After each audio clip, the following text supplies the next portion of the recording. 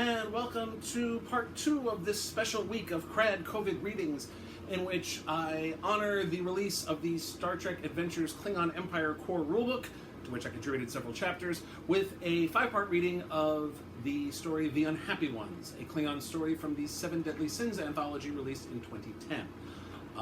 Each story in this represented a particular sin. I wrote the Klingon story, which represents surprise, wrath, or anger. Here is part 2.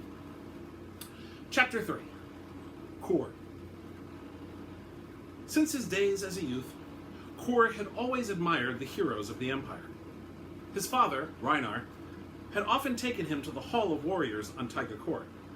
Because they were of noble blood, they had been allowed in the primary entrance, though Rhinar had always been sure to travel in his Defense Force uniform while wearing the sash of office that proved that he was of the nobility, despite being Kuchka. There, young Kor would look up at the statues that showed the great warriors of history: Korma, Koph, Sturka, Krim, Tigrak, Sumpek, Riklaw, Marek, and of course, the great Kalis himself. Young Kor swore that he would one day have a statue dedicated to himself. Rhinar had laughed indulgently. Another Klingon, a Chemkuch, had also laughed, but his was a chortle of derision. "What are you teaching that boy, old man?" he had asked Rhinar. Before his father could reply, young Kor bleated, "What do you mean?" The Chemkuch pointed at the statues. "Look around you, child. Do you see any weak heads amidst the statuary?" "Then I shall be the first!" Kor had said the words with the confidence of youth. Again, the Chemkuch had laughed, but then Kor's father spoke, having seen the emblem upon the man's daktag. "Do you doubt, scion of the House of Yorg, that a boy from the House of Marek could become a hero of the Empire?"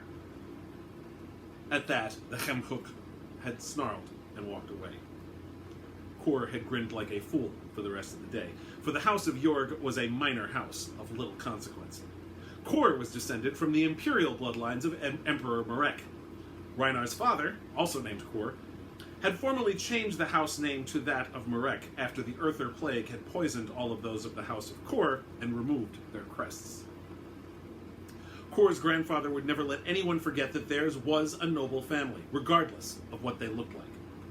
And Kor, who was named for him, knew that one day he would indeed become the first Kushka to be enshrined on Tyga Court.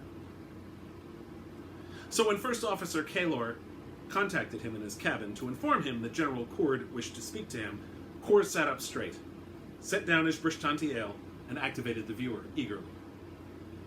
"To what do I owe this honor, General?" Cord outlined the problems at Beta Thoridar.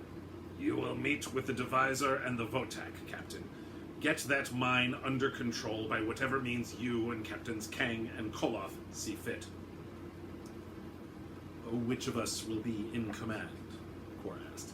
He didn't know the other two captains, though Koloth's name was familiar, what their records of battle were, nor if they were Tkushka or Chemkuch. "Kang is the senior-most officer." Kor hesitated, as that did not actually answer the question. When the pause went on for several seconds, the captain finally said, "Very well, General. We will change course immediately." The general made a grunting noise. "Your task, Kor, will be of great importance. While Koloth supervises the repairs of all damage done to the operation, and Kang supplements the security, your task will be to find the ringleaders of these malcontents. I expect a preliminary report the day after your arrival, and daily reports thereafter. Out." Kor contacted the bridge and told Kolar to set course for the Beta Thoridar at maximum speed. Then he called up Kang and Koloth's records of battle. They were both, indeed, Kuchka. From what Cord had said, most of the problems on Beta Thoridar were related to Kor's fellow sufferers.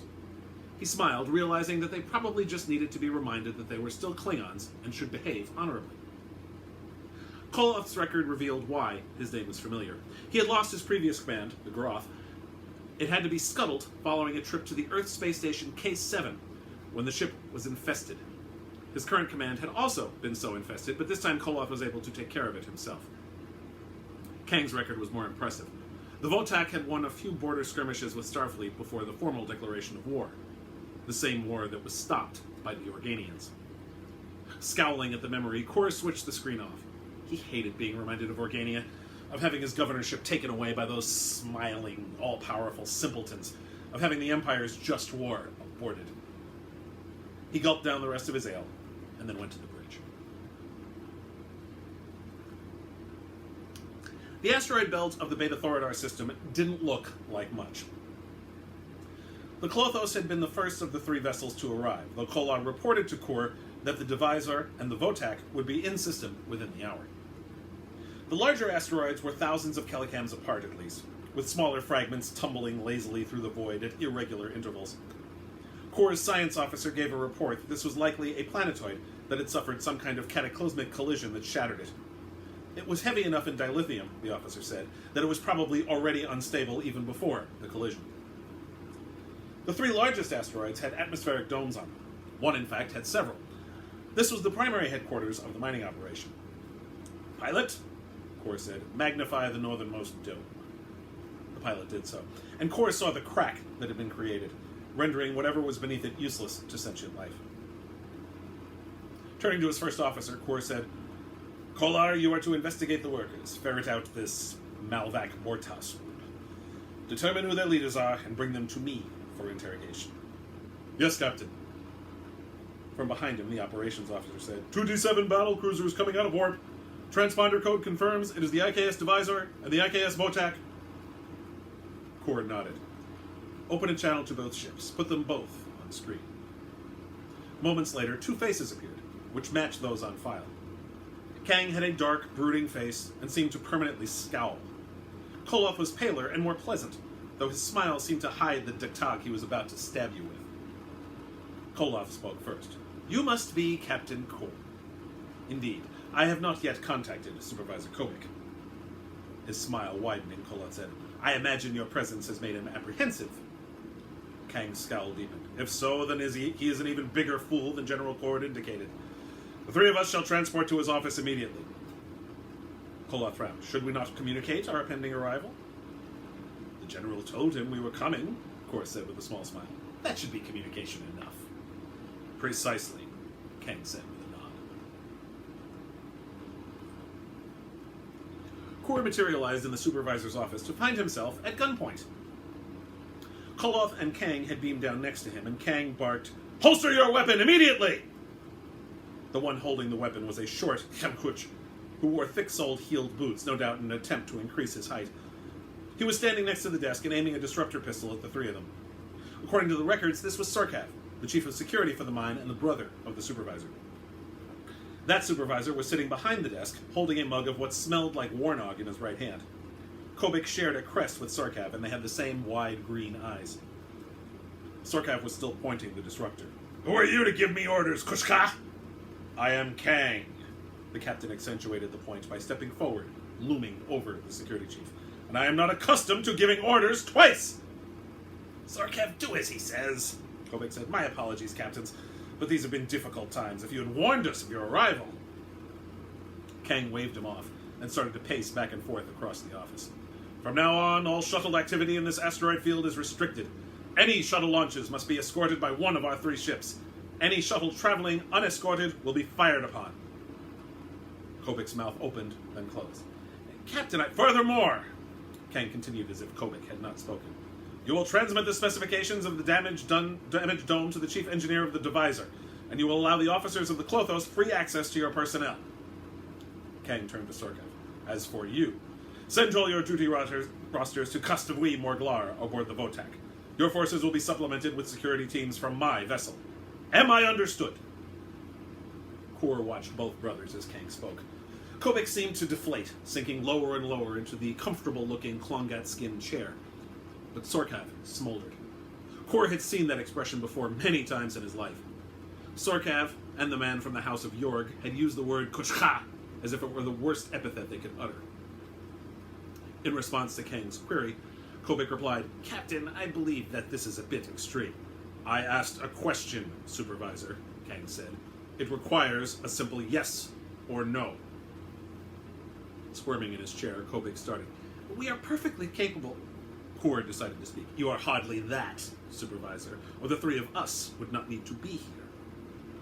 "General Kord asked for a preliminary report," Koloth said. I would hate to have to tell him that you obstructed us from the moment of our arrival. Kang stepped forward and leaned over, his fists resting on Kobik's desk. Am I understood, Supervisor, or must I relieve you of your post? This is our mine! Sorkav bellowed, his hand moving to his disruptor, but not actually unholstering it. We will not be ordered about by the likes of you. Sorkav, be silent, Kobik said. Then he looked back up at Kang.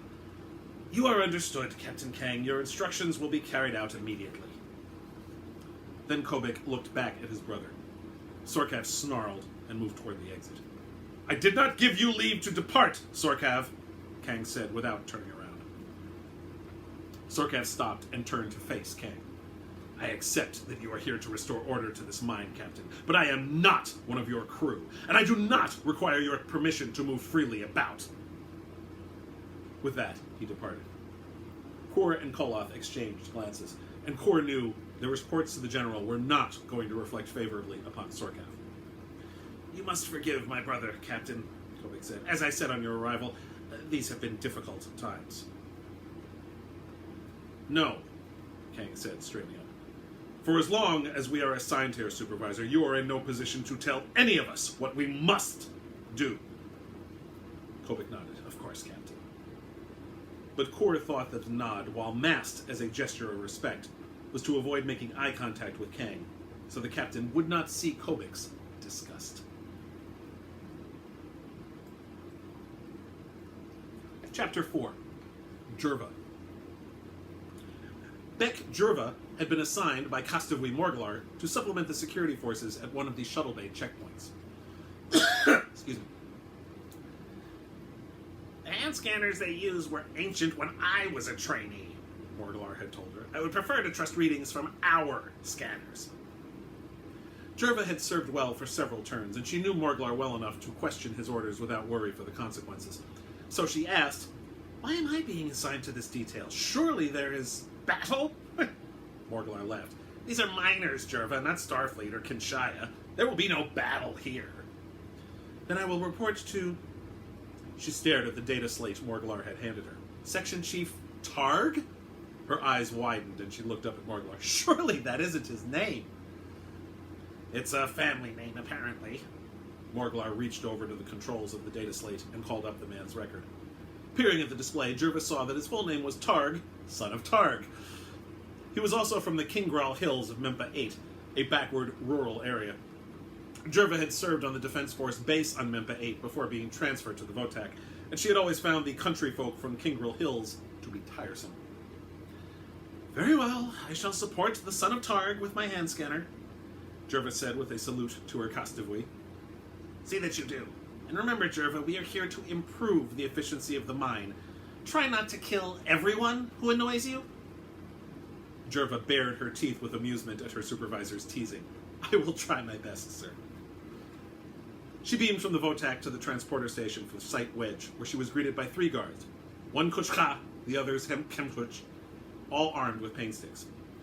I am Beck Jerva, daughter of Piton, and I have been assigned to aid Section Chief Targ. One of the Kemkuch said, I am God. This is Goroth. He shook his head and then indicated the Kuchka. Oh, and that's Korya. We'll take you to the section chief now, but to Jerva's shock, Gon hesitated. It was not an action a Klingon warrior performed readily, and she had assumed Sorkav's security people to be warriors. She wondered if she should have revised that estimate. Gon finally continued. Please, call him section chief. He doesn't like being called by his name. I can hardly blame him, Jerva said honestly. Take me to him. Of course. As Jerva followed the 3 guards, Goroth spoke for the first time. Is that a disruptor? Her hand instinctively moving to her sidearm, Jerva said, Of course. All Defense Force personnel are issued disruptors. Korya muttered, Defense Force personnel are lucky. Gon short Korya an annoyed look, then said, We're only armed with pain sticks. A few of the supervisors got disruptors once this whole Malvac Bortas idiocy began, but they don't even work all the time. They walked down several corridors that were carved out of the asteroid's rock and filled with atmosphere before reaching an enclosure that looked out onto space. Jervis saw 4 large shuttlecraft that were obviously used to transport the miners. At the entryway was a table and a large force field generator, currently off. "I am Beck Jerva," she said to the section chief, a short, broad-shouldered chemkuch with a slight gut and short hair that was starting to show gray. His beard was untrimmed, and he wore a giant nose ring, both typical for the shack dwellers of Kingrel. "I am your section chief, woman." "No, actually, you aren't," Jerva said quickly. "I report to Kastabui Morglar, and he reports to Captain Kang. I am here to aid you, not be subject to your command, and you will address me as Beck or by my name." Targ looked at his subordinates. "Do you hear that, boys? The Kushka bitch wants us to treat her with respect." He laughed, as did Gon and Goroth. Korya, she noted, stayed silent. Only Morglar's final words to her kept Jerva from killing the section chief right there. Instead, she simply stared at him. When his laughter had finally died down, Targ said, "All right then, Beck. This is where you will be stationed. When the miner's shift ends, they come to the shuttle bay to be taken back to Site Wa." Jerva tensed, but said nothing. The term Bech was a normal Kingrel diminutive of Bechom, which meant girl. The Kingrel dialect tended to meld the sharp sound at the end of her rank with the more guttural consonant at the center of Bechom, so it was possible that this was simply the way Targ pronounced the word Beck. Or he was deliberately insulting her. Again, taking heed of Morglar's instructions, she let it pass. Each person who wishes to pass through must be scanned. Any contraband is confiscated. Once they are cleared, they are permitted to walk through the force field, which is made semi-permeable by a control I hold." For a brief instant, Jerva considered ordering Targ to give her that control, but decided not to push things. At least, not yet. Instead, she asked, "What constitutes contraband?" "Anything that is not standard mining equipment. Writing implements used to spread the Malvac Bortas graffiti. Instruments used to sabotage shuttlecraft, that sort of thing." Jerva shook her head and folded her arms across her chest. "What is the point of this?" Targ frowned, an action that made his nose ring abut his upper lip. "What do you mean?" "Well, the miners know that you scan them when they enter the shuttle bay, yes?" "Of course." "What is the point of it? This does not provide security for the mine, it simply provides the illusion of it. It would make far more sense to make the scans discreet and secret. Let the conspirators think themselves safe from scans." "Look," the section chief said, "I just follow Sorkav's orders." "And Sorkav is an even bigger fool than I have been told." Targ laughed at that, and then so did Gon and Goroth. "You will receive no argument regarding Sorkav's intelligence from any of us, Beck. Of that, you may be sure." A loud siren pierced the air and caused Jerva to put her hands to her ears. Korya did likewise. Again, Targ laughed. "Typical Kuchka, having to protect their weak earther ears. That is the end of the shift. Time to begin work." Gon and Goroth took up positions near the far end of the entryway, and no doubt would patrol up and down the line that would soon form. Korya walked up to Jerva. "I said the same thing," he said in a small voice. Korya was quite short, only coming up to Jerva's shoulder, and he looked like a child with a gintak spear when he held his pain stick. "I told the section chief that this wouldn't create proper security, but he told me to be quiet." "I'm not surprised." Jerva ran her hand scanner over every Klingon, mostly Kushka, with the occasional Chemkuch, who came through this checkpoint. She found only one item that she would classify as contraband, a kutluch, the weapon of a hired assassin. The miner was unconvincing in his claims that it had been in his family for generations. Targ, however, was less fussy on the subject. "Are you aware," the section chief informed one worker, "that gold can be used to disrupt engine systems on our shuttlecraft? That bone necklace," he told another, "could easily be used as a weapon. Do you think," he told a third, "that you would be allowed to carry a bladed weapon?" Not wishing to disrupt the mining operations any further, Jerva waited until the final shuttle had taken off before she reached under the table and pulled out the container that was filled with the confiscated items. She pulled out the medallion he had taken off the first worker. "Tell me, Section Chief, what is the method by which one can use an incredibly valuable gold medallion encrusted with gemstones to disrupt engine systems?" Looking as if someone had fed him dead food, Targ said, "Your shuttle's engines, Section Chief, are standard type Wamach Hut. They cannot be in any way harmed by the introduction of gold, or gemstones for that matter, into their systems." "Are you accusing me?" But Jerva refused to let him speak, instead taking out the bone necklace. "How precisely is this bone necklace to be used as a weapon, Section Chief?" Those bones have sharp edges that... Jerva reached out and grabbed Goroth's wrist and yanked him toward her. She would have grabbed Targ, but he was on the other side of the table and too far away. In turn, she applied several of the edges of the bones to Goroth's finger, hard. None of them even broke skin. Sharp edges, Jerva said after a demonstration, that can do no harm whatsoever. Oh, and before you mention the possibility of using it as a garrote, Jerva wrapped the necklace around her own neck and tightened it, causing the thin rope to break in two. But of course, these are moss bird bones. Very rare, very valuable, but not very dangerous. Enough! I will not stand here and be embarrassed. I haven't even gotten to the bladed weapon, which is simply a rusty old duktag with no emblems. Couldn't pick his teeth with it. She stepped around the table, staring right at Targ, who couldn't hold her gaze, the coward. You are pathetic, Section Chief, and not even worthy to be named for an animal. Now Targ sputtered. How dare you! I will not stand here and be insulted by some filthy kushka who thinks that wearing a child's uniform gives her leave to insult... Again, Jerva did not let him finish speaking, choosing instead to slap his face with the back of her hand. I challenge you, Targ, son of Targ. You are unworthy to continue in your position as Section Chief. For several seconds, Targ just stared at her. Then he threw back his head and laughed. So hard that his nose rim shook. This isn't your oh-so-precious defense force, Kushka. Your pathetic challenge carries no weight here. He turned his back on her to face Korya. Where does this stupid Bech get the idea that she can challenge me? Jerva snarled and unholstered her disruptor, pointing it at his back. Turn and face me, Patach! Targ turned around. There is no need for that, Bech, he said, suddenly sounding much more subdued while staring at the beam end of a disruptor. You're right.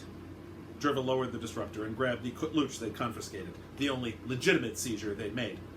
Duels should be fought with blades. Yes, well, pity I don't have one. Then he lunged forward with his pain stick. Jerva dodged the lunge with the greatest ease, slashing behind her. The blade of the kutluch tasted blood from the section chief's section chief's side, Before he could regain his footing, Jerva was able to grab his nose ring and yank his head downward into a knee kick that shattered his jaw. Then she plunged the kutluch into his heart.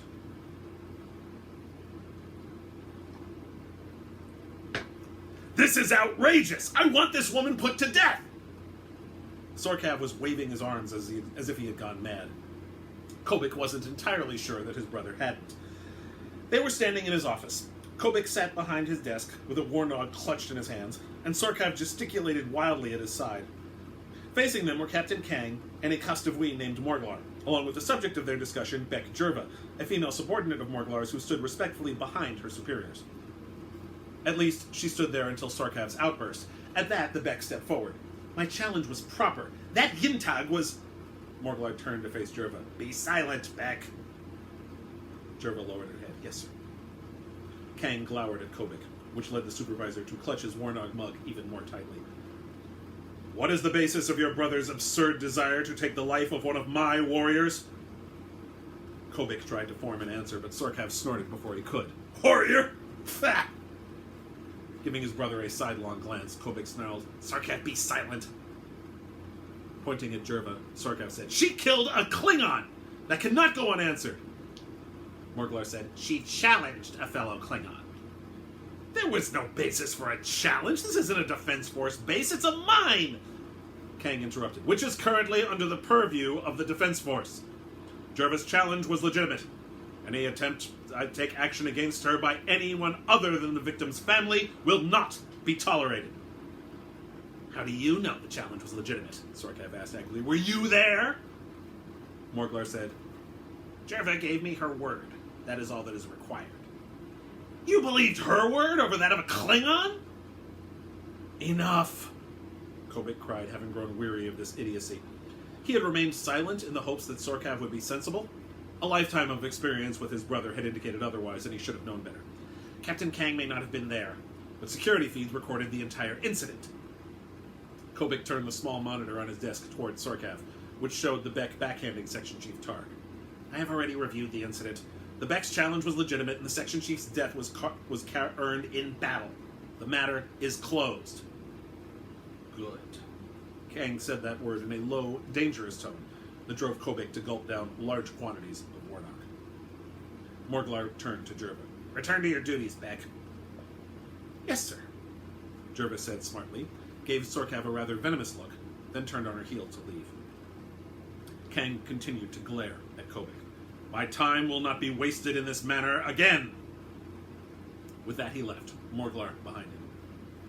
As soon as the door slid shut behind the Kostavui, Sorkav exploded. "How could you side with that against your own brother?" "Easily." Kobik slugged down the rest of his Warnog before continuing. "Primarily because they were right and you were wrong." "How dare you! Is this what it has come to? You accept the word of Kushka over me?" "No," Kobik said with as much patience as he could muster. "I accept the evidence of my own eyes and the word of warriors in the defense force." Before Sorkav could start another rant, Kobik rose to his feet and pointed to the door. "Get out of my office, brother. My time will not be wasted either." Sorkav snarled and stomped out of the office. Kobik walked to the sideboard, which was situated against one wall, under the Doming Megalith. He poured himself some more Warnog and wondered how long it would be before someone from one of the three ships challenged Sorkav. If that day came, Kobik would be cheering for Sorkav's opponent to achieve victory. To be continued tomorrow. Credit where it's due, the characters of Jerva and Morglar and Kolar, they're not from the screen, but they are from IDW comic books, specifically the Blood Will Tell miniseries that was written by Scott and David Tipton, with art by David Messina. It expanded on several Klingon-focused episodes of the original series, basically retold them from the Klingon perspective. So Errand of Mercy for Kor, that's where we met Kolar. Day of the Dove from the perspective of Kang's crew, which introduced Jerva and Morglar and some other characters. So I used them there, especially Jerva. Jerva is awesome. I love Jerva. And I really got a kick out of getting to write her. We'll see more of her before the story is out. Anyway, tune in tomorrow, please, for part 3 of The Unhappy Ones.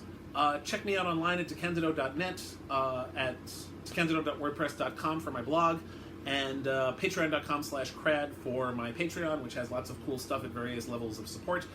Also, below me right now, there should be a link to the video of the Day of Honor event that is part of what we're honoring here.